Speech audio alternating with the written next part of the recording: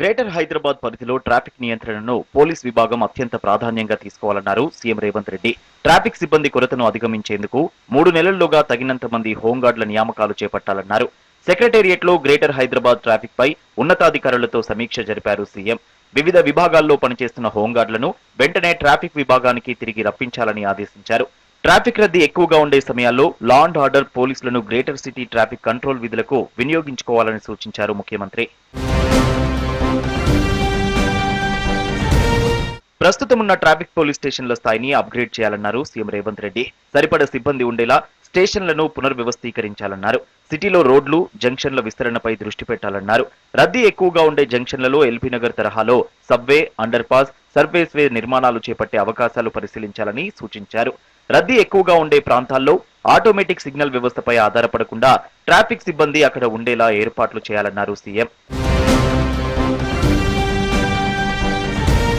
3 కమిషనరేట్ల police అధికారులు, municipal zonal కమిషనర్లు సమన్వయంతో ట్రాఫిక్ నియంత్రణపై దృష్టి పెట్టాలని సూచించారు సీఎం. సిటీలో పార్కింగ్ సమస్యను అధిగమించేందుకు మల్టీ లెవెల్ కార్ పార్కింగ్ సెంటర్ల నిర్మాణాన్ని ప్రోత్సహించాలన్నారు. ఇందుకు అవసరమైన ప్రత్యేక పార్కింగ్ పాలసీని తయారు చేయాలన్నారు. గ్రేటర్ సిటీలో ట్రాఫిక్ నియంత్రణ, నిర్వహణపై సమగ్ర ప్రణాళికను రెడీ చేయాలని అధికారులను ఆదేశించారు సీఎం రేవంత్ రెడ్డి. సెక్రటేరియట్లో వేములవాడ టెంపుల్ అభివృద్ధిపై సమీక్ష చేశారు సీఎం.